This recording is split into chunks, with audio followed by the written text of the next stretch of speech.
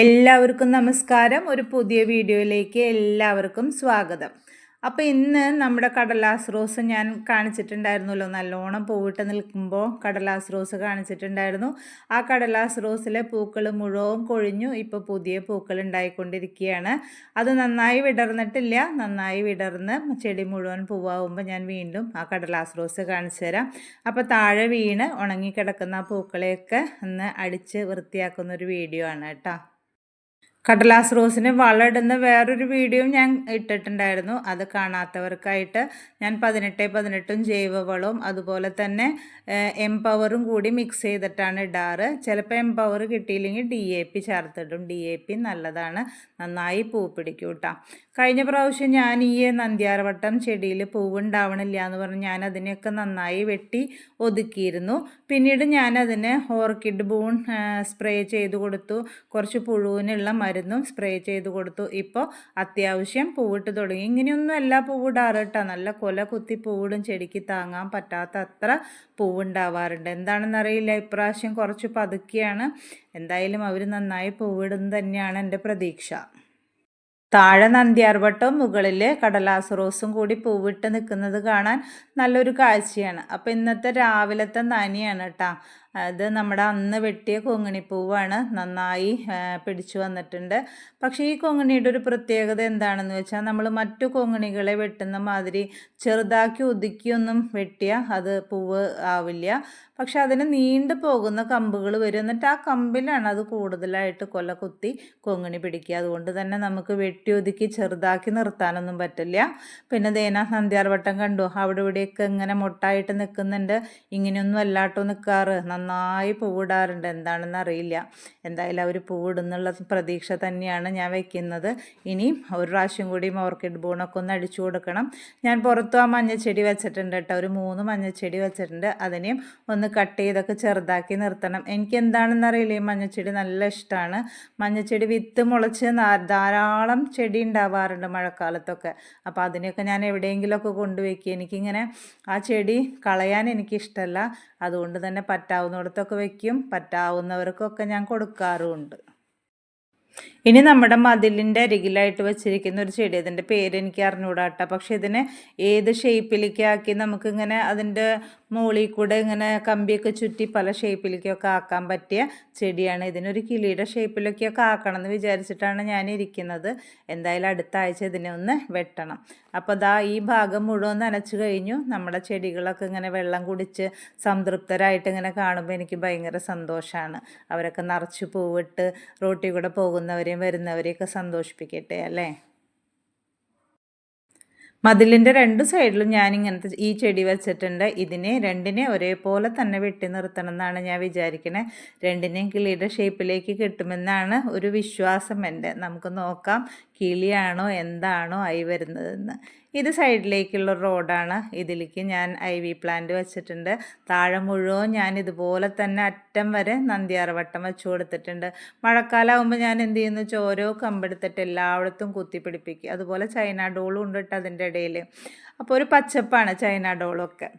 ഈ China doll ദേ ഇവിടെ ഞാൻ വച്ചിരിക്കുന്നത് കണ്ടോ, എന്തൊരു മനോഹരമാണ്. അന്ന് ഞാൻ ആ വെട്ടിക്കളഞ്ഞ ചൈന ഡോളാണ് ആദ്യം ആർത്ത് പിടിച്ചിട്ടുണ്ട്. ഇനി ഇതിൻ്റെ തുമ്പ് വെട്ടി എവിടെയെങ്കിലും വെച്ച് ഒന്ന് കുത്തി കൊടുത്താൽ മതി, അവിടെ അത് പിടിച്ചു വരും. അതുകൊണ്ട് ഇതിനെ നമുക്ക് ഏറ്റവും എളുപ്പത്തിൽ പിടിപ്പിക്കാൻ പറ്റിയൊരു ചെടിയാണ്. നല്ല ഭംഗിയാണ്, നല്ല മനോഹരിയാണ് അവൾ. ഗാർഡനിലുണ്ടെങ്കിൽ നമ്മുടെ കണ്ണിന് മുഴുവൻ പച്ചപ്പ് തരുന്ന ഒരു ചെടിയാണ് കേട്ടോ അത്. അടുത്തതായിട്ടൊരു കുഞ്ഞ് ക്ലീനിങ് വീഡിയോ ആണ് കേട്ടോ. ഇത് എൻ്റെ വീടിൻ്റെ ഫ്രണ്ടിലുള്ള ഒരു ചെറിയ റൂമാണ്. അതായത് നമുക്ക് വലിയ പരിചയമൊന്നും ഇല്ലാത്ത ആളുകൾ വരുമ്പോൾ അവർക്ക് ഇരിക്കാൻ പാകത്തിനുള്ള ചെറിയൊരു റൂം, അതിൻ്റെ ഒരു ക്ലീനിങ് ആണ് കാണിക്കുന്നത്. അപ്പോൾ ജനാലയൊക്കെ നല്ല നനഞ്ഞ തുണി എടുത്തിട്ട് നന്നായി തുടച്ച് വൃത്തിയാക്കുന്നുണ്ട്. റോഡിൻ്റെ സൈഡിൽ തന്നെയാണ് ഞങ്ങളുടെ വീട്. കാരണം ഫ്രണ്ടിൽ അധികം മുറ്റമൊന്നുമില്ലല്ലോ. അപ്പോൾ അതുകൊണ്ട് വണ്ടികൾ പോകുമ്പോഴൊക്കെ നല്ല പൊടിയാണ്. അതുകൊണ്ട് എത്ര തുടച്ചാലും ഈ പൊടി പോവില്ല. ഇന്ന് തുടച്ചാലും നാളേക്ക് പൊടി ആദ്യം വരും. അപ്പോൾ ഞാൻ ഇടയ്ക്കിടയ്ക്ക് നന്നായി തുടച്ചു കൊടുക്കാറുണ്ട്. അങ്ങനെ തുടച്ച് നല്ല വൃത്തിയായിട്ട് വെച്ചാൽ നമുക്ക് ആ റൂമിൻ്റെ ഉള്ളിൽ വരുമ്പോൾ അത് അവിടെ ഒന്ന് ശ്വാസം എടുക്കുമ്പോൾ നമുക്കൊരു ഫ്രഷ് വായു നമുക്ക് കിട്ടുന്നതായിട്ട് തോന്നാറുള്ളൂ. പിന്നെ ഈ ജനാലയുടെ കട്ടില കോൺക്രീറ്റിൻ്റെ കട്ടിലയാണ് കേട്ടോ. ഞങ്ങൾ വീട് പണിതപ്പോൾ എല്ലാ കട്ടിലയും കോൺക്രീറ്റിൻ്റെയാണ് വെച്ചത്. അന്ന് എല്ലാവരും അതിന് പരാതി പറഞ്ഞു. പക്ഷേ ഇന്ന് ഏറ്റവും ആ തീരുമാനം ഏറ്റവും നല്ലതായി എന്നാണ് ഞങ്ങൾ വിശ്വസിക്കുന്നത്. കാരണം എല്ലാ വീട്ടിലും ജനാലകളും കട്ടിലകളും ചെതലെടുത്തപ്പോൾ ഞങ്ങളുടെ കട്ടിലയ്ക്ക് ഇപ്പോഴും യാതൊരു കുഴപ്പമില്ലാണ്ട് നല്ല പെർഫെക്റ്റ് ആയിട്ട് ഇരിക്കുന്നുണ്ട് കേട്ടോ. വീടൊക്കെ അലങ്കരിക്കാൻ ഒരുപാട് ഇഷ്ടമുള്ള ഒരാളാണ് കേട്ടോ ഞാൻ. പക്ഷേ എനിക്ക് അങ്ങനെ കുറേ കാശ് ചിലവാക്കി അലങ്കരിക്കാനുള്ള ഇതൊന്നും എൻ്റെ കയ്യിലില്ല. അപ്പം ഞാൻ എന്ത് ചെയ്യും വെച്ചാൽ ഫ്ലിപ്കാർട്ടിൽ നിന്നൊക്കെ ഓരോ സാധനങ്ങൾ വാങ്ങും. ആ കൃഷ്ണൻ്റെ ആ പടം ഞാൻ ഫ്ലിപ്കാർട്ടിൽ നിന്ന് വാങ്ങിയതാണ്. അത് ഒട്ടിച്ച് കഴിഞ്ഞപ്പോൾ എന്തോ ഒരു പോരായ്മ എനിക്ക് തോന്നി. അപ്പം ഞാൻ ആളോട് പറഞ്ഞു, അതിൻ്റെ ചുറ്റും നമുക്ക് ഒരു ഫ്രെയിം മാതിരി വെക്കുകയാണെങ്കിൽ നന്നായിരുന്നു എന്ന്. അപ്പോൾ ആളാണ് ആലോചിച്ച് നോക്കിയിട്ട് പറഞ്ഞത്, നമുക്ക് കറണ്ട് കടന്നു പോകുന്ന ഒരു പ്ലാസ്റ്റിക് സാധനം ഉണ്ടല്ലോ, നമുക്കത് കട്ട് ചെയ്ത് വെച്ച് നോക്കാമെന്ന് പറഞ്ഞിട്ട് ഞാനും ആളും കൂടി അതിൻ്റെ കറക്റ്റ് സൈസിൽ കട്ട് ചെയ്ത് ഒട്ടിച്ചെടുത്തതാണ് കേട്ടോ. ശരിക്കും നമ്മൾ ഫ്രെയിം ചെയ്തൊരു പടം മാതിരിയേ തോന്നുള്ളൂ. ഫ്രെയിം ചെയ്യണമെങ്കിൽ നല്ല കാശാണ്. പക്ഷേ ഇത് ഞങ്ങളൊരു 100-150 രൂപ കൊണ്ട് ഞങ്ങളത് ഒപ്പിച്ചതാണ്. ഇത് നന്നായി പ്രൊജക്റ്റ് ചെയ്ത് നിൽക്കുന്ന മാതിരിയാണ്, നമുക്കൊരു 3D പടം മാതിരിയാണ് കേട്ടോ തോന്നുക. അപ്പോൾ അതുകൊണ്ട് തന്നെ കയറി വരുന്ന ഹോളിൽ നല്ല ഭംഗിയാണ് ആ കൃഷ്ണൻ്റെയും രാധയുടെയും പടം. ഇത് സക്സസ്ഫുൾ ആയപ്പോൾ പിന്നെ ഞാൻ വീട്ടിൽ 1-2 സ്ഥലത്ത് കൂടി ഇങ്ങനെ വച്ചിട്ടുണ്ട് കേട്ടോ. ഞാൻ പിന്നെ അടുത്ത വീഡിയോകളിലൊക്കെ ആയിട്ട് ഞാനത് കാണിച്ചു തരാം.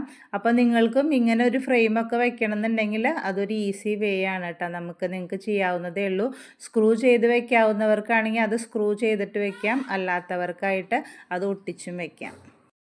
എൻ്റെ ഈ സോഫയൊക്കെ ഒരു 26 കൊല്ലം മുമ്പുള്ളതാണ് കേട്ടോ. പക്ഷേ മരത്തിനൊന്നും യാതൊരു കേടുമില്ല കേട്ടോ. പല സ്ഥലങ്ങളിലും സോഫ ഉച്ചുകുത്തിയൊക്കെ പോവാറുണ്ട്. പക്ഷേ ഇത് നല്ല സോഫയാണ്. അതിൻ്റെ വിടവുകളിലൊക്കെ നല്ലോണം പൊടിയൊക്കെ തുടച്ചെടുത്ത് ആ കാർവിങ്സൊക്കെ നന്നായി തുടച്ചെടുത്ത് കഴിഞ്ഞാൽ നല്ല ഭംഗിയുള്ള ഒരു സോഫയാണ് കേട്ടോ. എനിക്ക് ഈ ക്ലീനിങ് പരിപാടികളൊക്കെ ഭയങ്കര ഇഷ്ടമുള്ള പരിപാടിയാണ് കേട്ടോ. അടിച്ചു വാരുക, തുടയ്ക്കുക, സോഫകളെ അങ്ങോട്ടും ഇങ്ങോട്ടും മാറ്റിയൊക്കെ വെക്കുക, ഇതൊക്കെ ഭയങ്കര ഇഷ്ടമാണ്. എൻ്റെ ചേച്ചിയുടെ മകൻ വീട്ടിലേക്ക് വരുമ്പോൾ പറയും, ജ്യോതിയുടെ വീട് ഇന്നിരുന്ന മാതിരിയല്ല, നാളെ ഇരിക്കുക, ഓരോ സാധനങ്ങളും പല സ്ഥലത്തായിരിക്കും. ചേച്ചിയുടെ മകൻ എന്ന് പറയുമ്പോൾ ഞാനും അവനും തമ്മിൽ 3 വയസ്സിൻ്റെ വ്യത്യാസമേ ഉള്ളൂ കേട്ടോ. അതുകൊണ്ടാണ് അവൻ എന്നെ ജ്യോതി എന്ന് വിളിക്കുന്നത്. എൻ്റെ ജീവിതത്തിലെ ഏറ്റവും വലിയ സന്തോഷങ്ങളാണ് ഇങ്ങനെ വീടിൻ്റെ അകം വൃത്തിയാക്കി വയ്ക്കുക, ഗാർഡൻ വൃത്തിയാക്കി വയ്ക്കുക, പുതിയ ചെടികൾ വയ്ക്കുക. അതൊക്കെ കാണുമ്പോഴാണ് എനിക്ക് ഏറ്റവും വലിയ സന്തോഷം. എനിക്ക് വേണ്ടിയിട്ട് ചെയ്യുന്ന കാര്യങ്ങളെക്കാൾ കൂടുതലായിട്ട് എൻ്റെ വീടും ചുറ്റുപാടും നല്ല ഭംഗിയായിട്ടിരിക്കുന്നത് കാണാനാണ് എനിക്ക് ഭയങ്കര ഇഷ്ടം. ഇവിടെ തന്നെയാണ് ഞങ്ങൾ വിളക്ക് കൊളുത്താനുള്ള സംവിധാനവും ചെയ്തിരിക്കുന്നത് കേട്ടോ. ഇതാണ് എൻ്റെ ഒരു കുഞ്ഞു വിളക്ക് കൊളുത്തുന്ന സ്ഥലം. ഇതിനെനിക്ക് നന്നാക്കി നല്ല ഭംഗിയാക്കണം എന്നൊക്കെ ഉണ്ട്. കുറച്ച് പരിപാടികളുണ്ട്. അതിന് ഇത്തിരി പൈസയൊന്നും പോരാ. പതുക്കെ അതും ചെയ്യണം. അപ്പോൾ നമ്മൾ ഇവിടെ നമ്മുടെ കാശ് കൊണ്ടുവരുന്ന കുബേരനെ വെച്ചിരിക്കുകയാണ് കേട്ടോ. ആളിങ്ങനെ കാശൊക്കെ തലയിൽ താങ്ങി പിടിച്ച് നിൽക്കുന്നുണ്ട്. എൻ്റെ വീട്ടിലേക്കും കാശ് കൊണ്ടുവരും എന്നുള്ള പ്രതീക്ഷയിലാണ് ഞാനത് വെച്ചിരിക്കുന്നത്. വൈകുന്നേരം ഇവിടെ വിളക്കൊക്കെ കത്തിച്ച് വെച്ച് ഒരു ധൂപമൊക്കെ കത്തിച്ച് വെച്ച് ആ അന്തരീക്ഷം മുഴുവൻ ആ ചന്ദനത്തിരിയുടെ മണമാകുമ്പോഴുള്ള ഒരു സന്തോഷം ഭയങ്കര ഒരു പ്രത്യേകതയാണ് ആ വൈകുന്നേരം. ഞാൻ കുറച്ച് നാമപുസ്തകങ്ങളൊക്കെ വച്ചിട്ടുണ്ട്. എല്ലാ നാമപുസ്തകങ്ങളുണ്ട്. അപ്പോൾ അത്യാവശ്യം ഇടയ്ക്ക് സമയം കിട്ടുമ്പോഴൊക്കെ ഞാൻ നാമങ്ങളൊക്കെ വായിക്കാറുണ്ട്. വിഷ്ണു സഹസ്രനാമവും ലളിത സഹസ്രനാമവും ഒക്കെ ഉണ്ട്. പറ്റുന്ന പോലെയൊക്കെ വായിക്കുക. അങ്ങനെ റെഗുലറായിട്ടൊന്നുമില്ല. ട്യൂഷനൊക്കെ കഴിഞ്ഞ് സമയമൊക്കെ കിട്ടുകയാണെങ്കിൽ, അതുപോലെ കാലത്ത് എണീറ്റ് നേരത്തെ കുളിക്കുകയാണെങ്കിലൊക്കെ നാമൊക്കെ വല്ലപ്പോഴൊക്കെ ചൊല്ലാറുണ്ട് കേട്ടോ. നാമങ്ങളൊക്കെ ചൊല്ലുമ്പോൾ നമുക്ക് ഭയങ്കര സംതൃപ്തിയാണ്. ഒരു ദിവസം ചൊല്ലുമ്പോൾ വിചാരിക്കുക എന്നും കൃത്യമായിട്ട് ചൊല്ലണമെന്ന്. പക്ഷേ ഇവിടെ പിറ്റേ ദിവസമാകുമ്പോഴേക്ക് എന്തെങ്കിലും തിരക്കുകളുണ്ടാവും. ഒന്നാമത് എനിക്ക് വൈകുന്നേരം 7 മണി വരെ ട്യൂഷനുണ്ട്, രാവിലെ 6:30 ട്യൂഷനുണ്ട്. അപ്പോൾ നാമം ചൊല്ലുക എന്ന് പറഞ്ഞാൽ ആ സമയത്തൊന്നും നടക്കില്ല. പിന്നെ പണികളും ഈ ഗാർഡനും ഇതൊക്കെ ഉള്ളത് കൊണ്ട്, അതിനോടൊക്കെ ഒരു ഇഷ്ടം കൂടുതലുള്ളത് കൊണ്ട് തന്നെ കൂടുതലും അതിലേക്കൊക്കെ പോവും. അപ്പോൾ എന്തായാലും വല്ലപ്പോഴൊക്കെ ചൊല്ലാറുണ്ട്. പിന്നെ മനസ്സിലെപ്പോഴും ഉണ്ട്, ഈശ്വരനെ ഇങ്ങനെ വിചാരിച്ചുകൊണ്ടിരിക്കും. അപ്പം എൻ്റെ പൂജാമുറിയിൽ എൻ്റെ ഭഗവാന്മാരോടൊപ്പം തന്നെ ഇതാ ഒരു കുരിശുമാലയും കൂടി ഉണ്ട് കേട്ടോ. ഇതാൾ വണ്ടി ഓടിക്കാറുണ്ട്. അപ്പോൾ വണ്ടിയിൽ യാത്ര ചെയ്തിരുന്ന ആരുടെയോ കയ്യിൽ നിന്ന് പോയതാണ്. പക്ഷെ ആൾക്കാണെങ്കിൽ അത് ആരുടെയാണെന്നുള്ളതും അറിയുന്നില്ല. അപ്പോൾ അത് കണ്ടപ്പോൾ ഞാൻ പറഞ്ഞു അത് നമുക്ക് ഇവിടെ വയ്ക്കാം. ആരായാലും എന്താ പറയുക, ഈശ്വരൻ തന്നെയല്ലേ, ഓരോരുത്തരും ഓരോ ഈശ്വരനെ ഭജിക്കുന്നു എന്ന് മാത്രം. എല്ലാം നമ്മളെ ഒരേ സ്ഥലത്തേക്ക് എത്തിക്കാനുള്ള ഓരോ വഴികളല്ലേ. എനിക്ക് കോളേജിൽ പഠിക്കുമ്പോൾ എനിക്കും നല്ല ഞങ്ങൾ 4 നല്ല ഫ്രണ്ട്സായിരുന്നു. ഒരാൾ മുസ്ലിമായിരുന്നു, ഒരാൾ ക്രിസ്ത്യാനിയായിരുന്നു, 2 പേരും ഞങ്ങൾ ഹിന്ദുക്കളുമായിരുന്നു. അതുകൊണ്ട് തന്നെ ഞങ്ങൾക്ക് എല്ലാ മതവും ഞങ്ങൾക്കറിയാം. ഞങ്ങൾ ഭയങ്കര ഫ്രണ്ട്ഷിപ്പോട് കൂടിയിട്ടാണ് ഇരുന്നിരുന്നത്.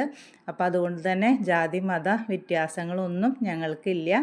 അപ്പോൾ ഇന്നത്തെ വീഡിയോ ഇത്രയേ ഉള്ളൂ. എല്ലാവർക്കും ഈ വീഡിയോ ഇഷ്ടമായി എന്ന് കരുതുന്നു. എൻ്റെ വീഡിയോകൾ കാണുന്ന നിങ്ങൾക്ക് എല്ലാവരോടും വലിയൊരു നന്ദിയുണ്ട് കേട്ടോ. അപ്പോൾ ഇനിയും ഞാനിടുന്ന വീഡിയോകൾ കാണണം, അഭിപ്രായങ്ങൾ അറിയിക്കണം, കമൻറ്റ് ചെയ്യണം, സബ്സ്ക്രൈബ് ചെയ്യണം. Thank you.